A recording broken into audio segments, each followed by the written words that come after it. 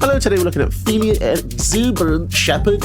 Now, it's deceptive, it looks cute, it looks cuddly. It was requested by one of my kind donators, so I thought it was going to be a fun gameplay video. Now, sadly, it is annoyingly in hell queue, which is, it really belies the imagery. The image is like, oh, cute, cuddly dog. But yes, hell queue, it is a pain to be in this queue. It inadvertently fits into my new range of videos, which is discussing hell queue commanders, hell queue gameplay. So that kind of worked out in that way, just unexpectedly. It's very powerful flicker. The reason it's really kind of overpowered in the way it can flicker any non-permanent. So if your opponent has a token blocker, say goodbye to that. If you want to flicker your sagas, like Elswith Conquer's Death, you can do that. The deck basically abuses any double ETB things like Panamonican and Elishnorn to give you double whammy triggers. There is a bit of a taxation element to this. Thorn of Amethyst, Flying of the What triggers Ward, Tithe Taker makes stuff cost one more. Thalia does as well. There's a few things dotted around. Mana Tithe, Paladin class. We've got the Lumbering Light Shield. All these things try and stop your opponent. It needs to be on an ETB as well, so we can abuse it with Felia. All right, so that's just the main gist of the video. Some people might look at this cute dog.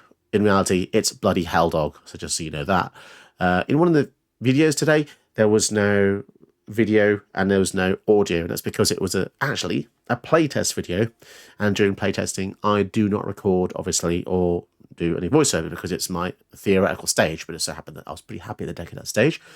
Anyway, I faced CGB and it was a pretty good game. So I wanted to include it because I thought it would be cool to include that. Get a bit of, celebrity clout. We're not friends. We don't talk. He doesn't want anything to do with me. And neither does any of the big YouTubers because I'm too little for them. And yeah, that's just the way it is. I will tangent. This is a tangent, but yeah, it's a shame. A lot of the big YouTubers, they're not concerned with small YouTubers. So it is 99% unlikely that you'll see me collaborate with them because I have asked a few of them in the future and they will turn me down. I think I've asked 4 big collaborators and they will turn me down. So yeah, the best you're going to get is me randomly facing them and sometimes kicking their ass. There's a few videos where you'll see that. But yeah, hopefully you enjoyed that. So again, sorry, that particular video won't have video or audio from me, but the gameplay is intact.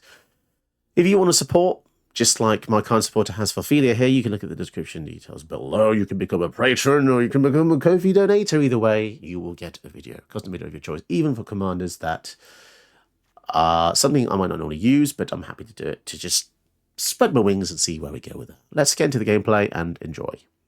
Well, this is a very interesting matchup because we're facing a Planeswalker in which its ultimate says we can't cast non-creature spells. Our majority of our deck is non-creature spells, so luckily I don't think that will affect us too much. If that is the goal of the deck, to get them to that level. I mean, if it's an Azorius control deck, that is already going to be a nuisance. Oh my god, a non-fetch land from our opponent there. Crazy. Orderly Plaza and Suppression Ray. Target blah-de-blah. Target creature.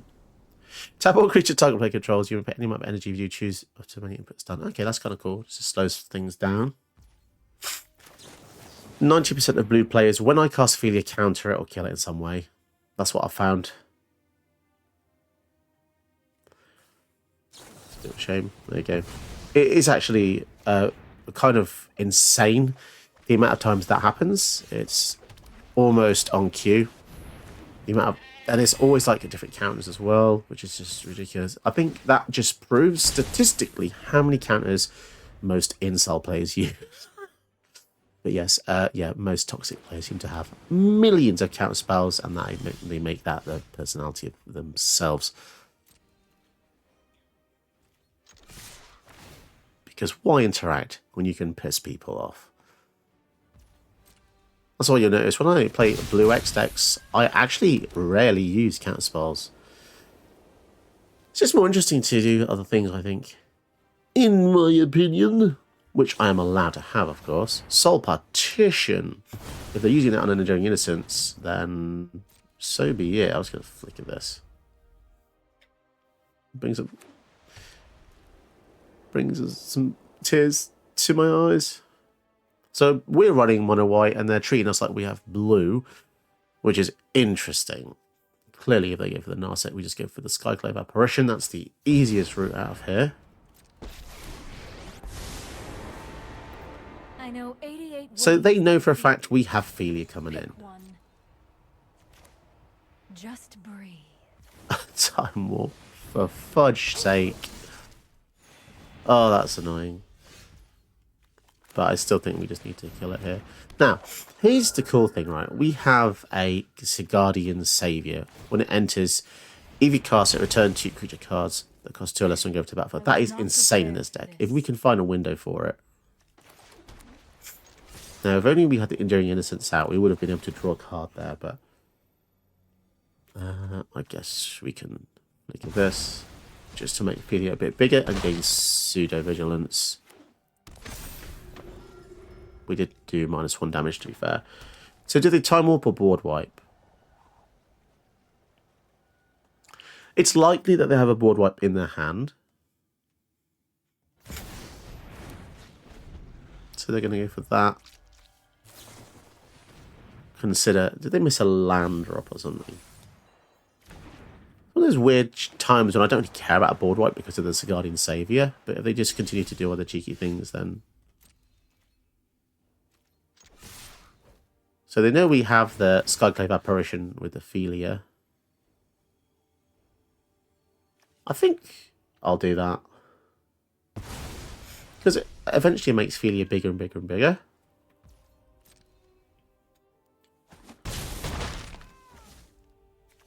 So... I'm still going to go for the Enduring Innocence. Pardon me, it's been a long day. They might consider countering that, because countering this is actually a 2-for-1 normally, because if it resolves and then they kill it, then it will just come back anyway. So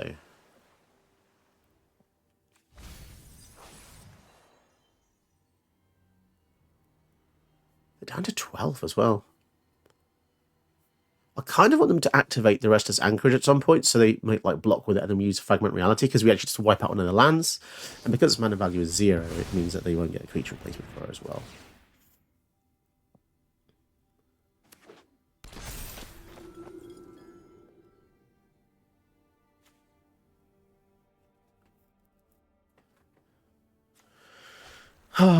Dig through time. As soon as somebody has 2 blue mana up and they start looking at the graveyard, it's pretty obvious. So far, this is such a cookie cutter deck. Everything we've seen so far, there's not an ounce of creativity here. This is basically a net deck. I've got no problem facing powerful decks, powerful commanders, but when it's literally a net deck that I've seen other people use, tell me, look at these cards and tell me these are cards you've never seen before, because that is certainly not the answer. Well, how many 2-drops have we got in there? Okay. Find that. And the only issue is, if the Guardian Savior gets countered, we are in a bit of trouble. So I think it might be better to just go for like some smaller stuff first, get a few more of the counters out of their way. Remand. Put it under his hand. Oh my god, man. Again, the whole personality is just being a prick. So, come on. And that's the other thing, like, Hellq can be fun and there's variation, but when you're playing this deck, just be prepared to continuously face blue X decks that will just counter you for days. And I just don't understand how it's enjoyable to perpetuate these circles, because the more people that use counters and removal like this, the more people you'll find doing the same thing. Fragment Reality. Okay. Does that mean we've got some mana spare to play this Guardian Savior? They've only got 1 blue.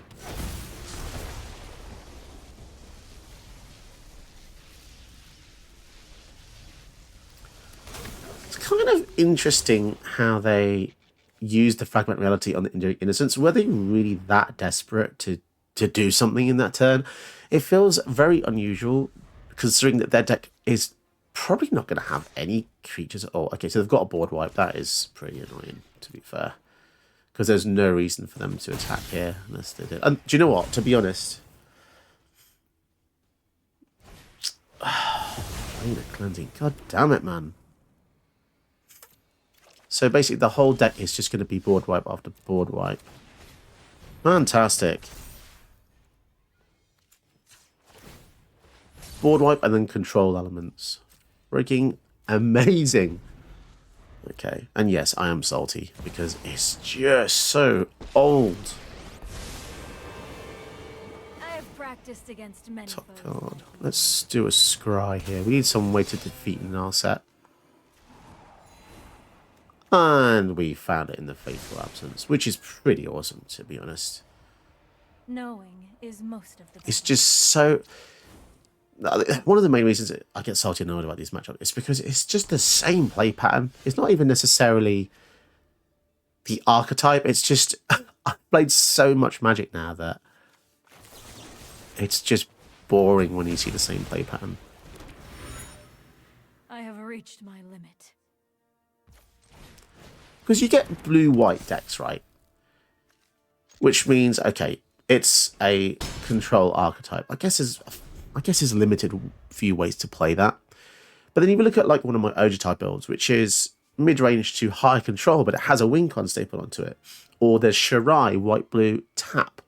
There's just lots of different archetypes you could potentially use, but I feel like people just always seem to get on the exact same route over and over again, which is a real shame, to be honest. And they have another mass board wipe. Right, so that's 3 board wipes in this game. Which is kind of ludicrous, right? Because the last 2 they played actually hit Narset. Are they going to stifle this? I was going to say.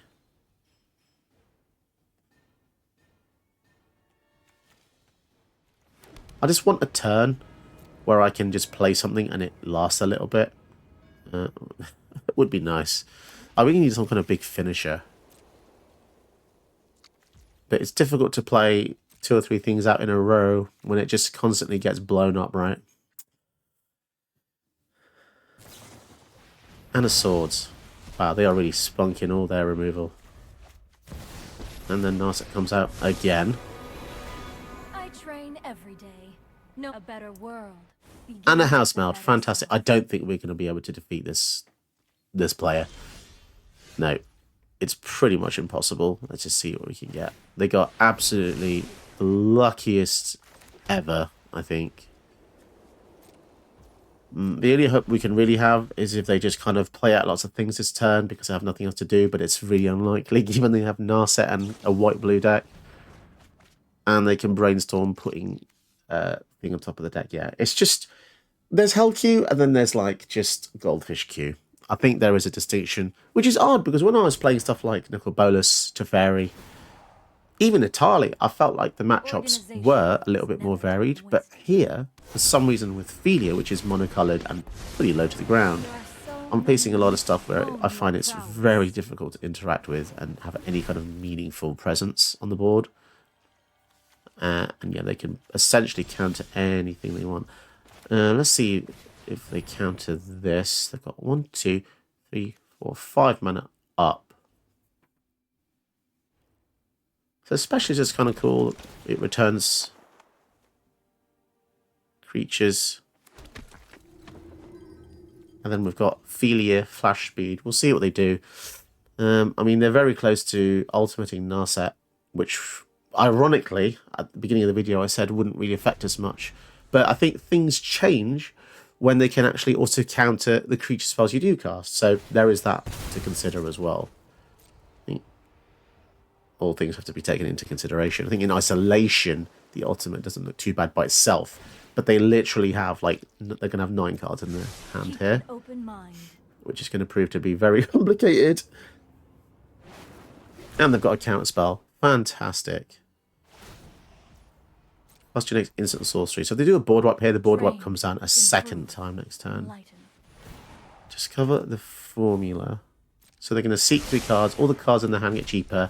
And then they get to do it again in the next turn.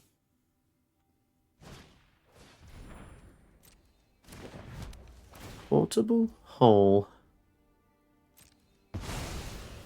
Okay. So that was trapped underneath there, which means this can now attack. That is... interesting. Let's see if they have a counterspell for this Felia then.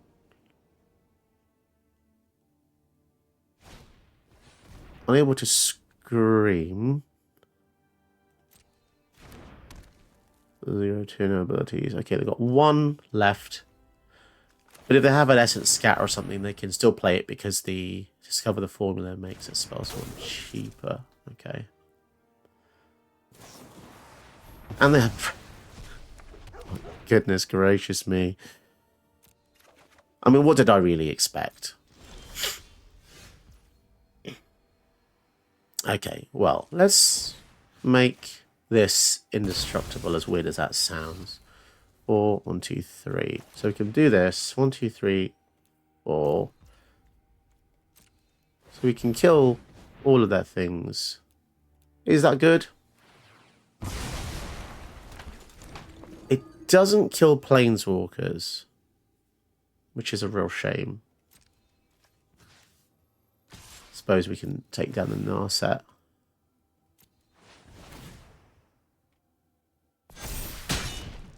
Five down to 1. There's no point playing the Abolisher because they probably have a board wipe here. They're going to get another Discover the Formula, which adds 3 cards and makes the rest of the spells in their hand cost 2 less now. Yeah, I'm not sure if there was any way really out of this, considering the first few cards they used were as such. Here is the Officer. This is... Okay, so they're stealing the Guide of Souls. Yeah, it's a real shame the Wrath of the Skies doesn't hit Planeswalkers. That is something that I didn't actually remember, to be honest.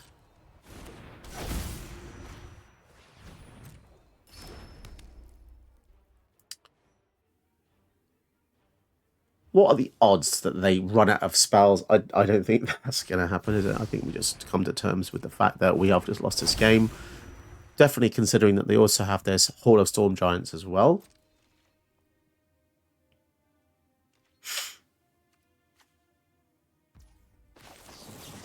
Let's try and get rid of this to see if there's any kind of reaction response from this.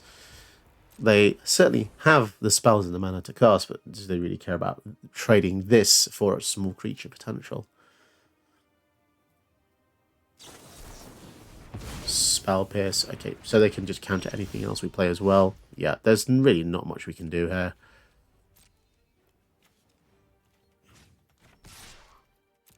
There you go. That's what happens when you have to, for some reason, always face Hellq, even if your deck isn't really the same power level as the opposing one. Yeah, it's a pretty crappy system, to be perfectly honest. So, yeah, I think that's enough for this game. See what happens next time, maybe.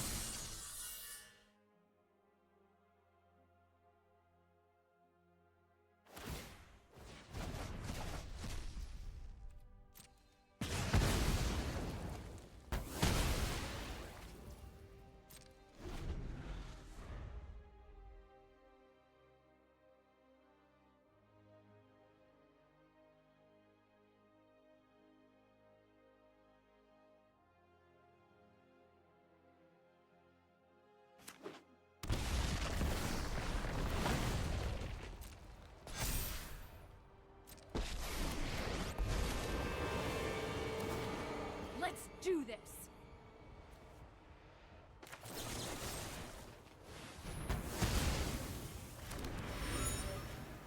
Oh, today's my lucky day.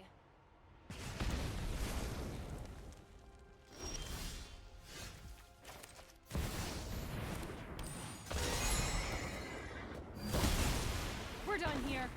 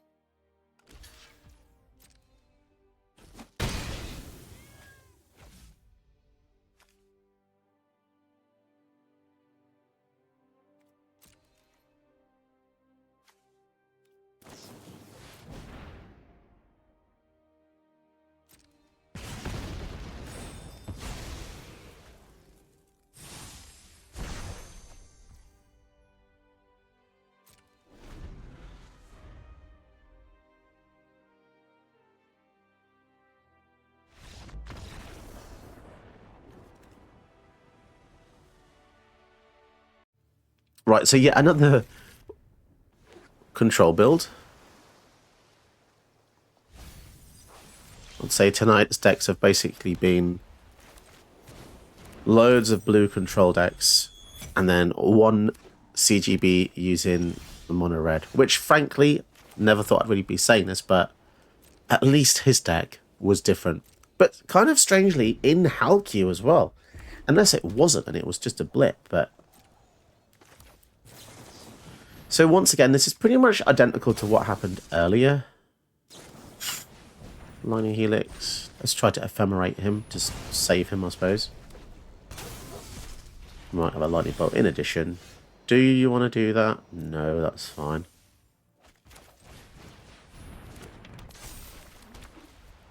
And let's draw here so we can then flicker it and get another card off it. Although saying that, it gets one anyway, doesn't it? So you might as well do it on the Mox Amber, I think, and then we'll have 2 mana up. Yeah, so in a weird way, the Tome of Legends is a bit of a nunbo with the Felia, but the rate in which it does actually get cards is still actually really good. And I think the Vryn Wingmare is going to be incredible versus a Narset build, which doesn't have any creatures in it whatsoever. Apart from Narset, it's going to be an absolute hellscape for them to try and resolve spells. All of them anyway. But at the same time, if they just have one simple removal spell, then yeah. Or okay, that doesn't really do anything. It was just that. So I might use Skyclave Apparition on that.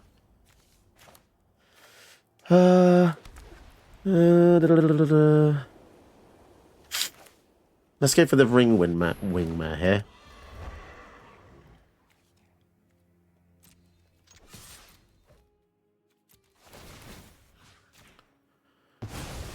And this is pretty interesting, actually.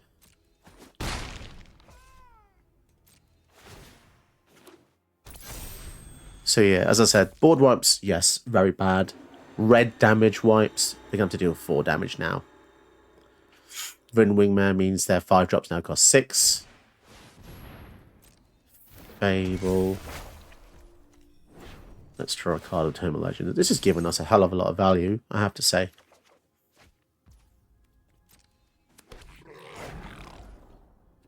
And they're going to keep that there, are they?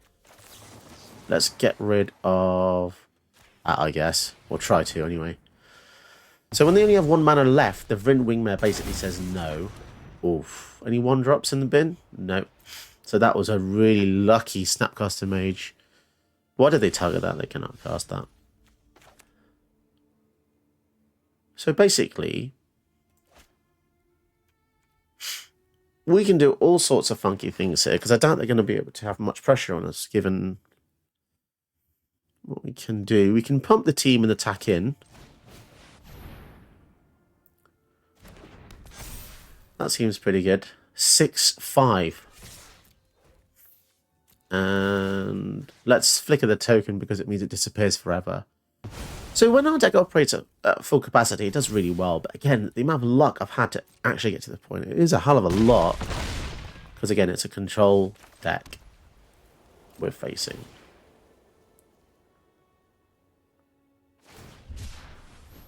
So essentially they're looking for a board wipe, or they're probably dead, right? Given that Felia can just flicker anything. Although the Snapcaster Mage is a little bit deadly, because when it comes in, it can use something like Lightning Helix to save itself. So that might be not a very... an extra turn after this one. So that means they're just trying to find... They're just desperate to find an extra board wipe effect. And here's the other cool thing. So if Narset is tapped out and they attack with haste for some reason, and they've got no more mana left, the Vryn Wingmare would actually stop all those things. Okay, they're going to get rid of artifacts, creatures, and enchantments. Well, that is a real shame. Okay, that is a huge hit, guys. That is a huge hit. Yeah, that's a shame. 3, 1, 2, 2. Okay, they're on 8. Yeah, I suddenly do not feel confident in any way, shape, or form, but that is just the way this deck seems to be working today. Yeah, can't seem to find... Chandra. We have a kill spell for that. Have to win this fight. Right, let's kill this in response. They never actually got to activate the Chandra, which is quite funny. The Hubris. And they're going to put that on top. So let's try and exile it in response. Oh, it's so deadly to play a Walker and then not do anything with it. Nice. So we just fizzled 2 of their things there. We basically time walked them. It's kind of amazing. We got a 3-1 coming in.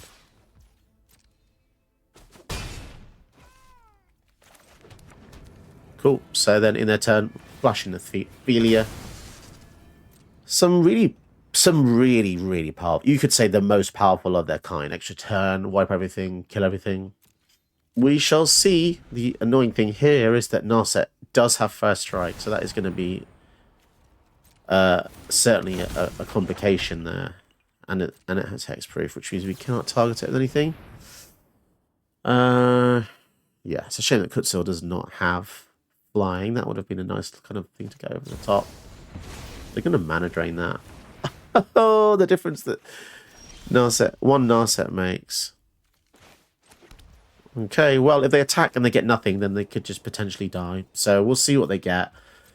Knowing my luck, they're going to get extra turn, extra turn, extra turn, extra turn, extra turn. But obviously, you know, it could come to pass that we survive. But it seems more and more unlikely by the second. It would be crazy for them not to attack, to be honest. Let's see. Land, rock, rock. I'll tell you something I've always noticed about Oracle of the Alpha. They have 85 cards in their deck at the time that Oracle of the Alpha came down. The amount of times that this puts the Power 9 into someone's deck, and then the subsequent turn or two, they suddenly get some of the Power 9, is astronomically high percentage. Now, I don't know if anyone's a mathematician out there, but calculate the odds for me that they found. So that the deck added 9 cards, and this adds 9 cards into the deck, and they drew, or they saw 2 of them in the first 4 cards subsequent to its cast. What are the actual odds of that?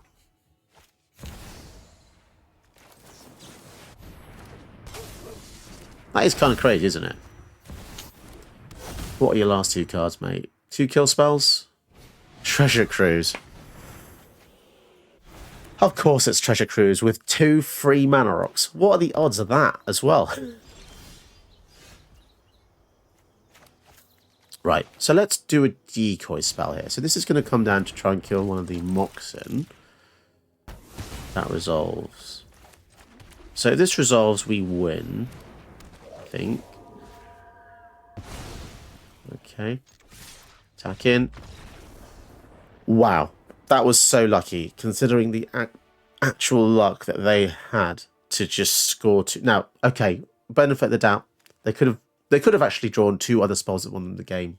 Fair enough. So we're very lucky that didn't happen. I'm not shocked at the fact they got hits.